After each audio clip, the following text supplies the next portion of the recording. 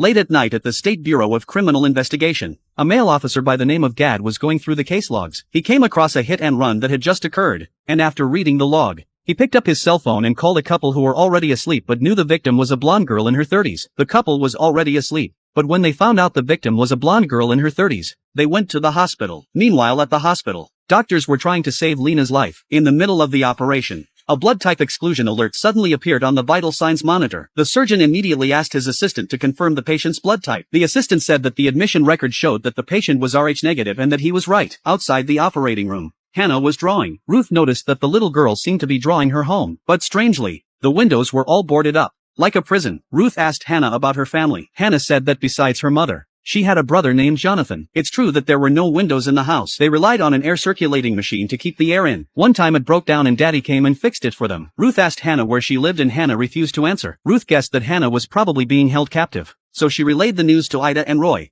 who had just arrived at the hospital and called a psychiatrist. Ada, the detective in charge of the case, asked to see Hannah. Ruth led them to the office. When Hannah saw someone coming, she got up and held out her hands for inspection. Ada joked that she didn't want to arrest you. Ruth explained that the girl would do that to anyone she met. When they sat down, the psychiatrist asked Hannah a few questions. The girl was very alert, and she didn't talk about anything that happened at home. The couple arrived at the hospital and went into the operating room as family members. The couple looked at Lena, who was seriously injured, and the man suddenly yelled, "This isn't his daughter." When they came out of the operating room, the man saw Gideon, who had just arrived at the hospital. He walked up to Jeed and said with a disappointed look on his face, 13 years ago you promised me that you would bring Lena back." After that he walked out of the hospital in a rage and met Hannah, who had come to visit her mother. The man looked at the little girl and fell to his knees in shock.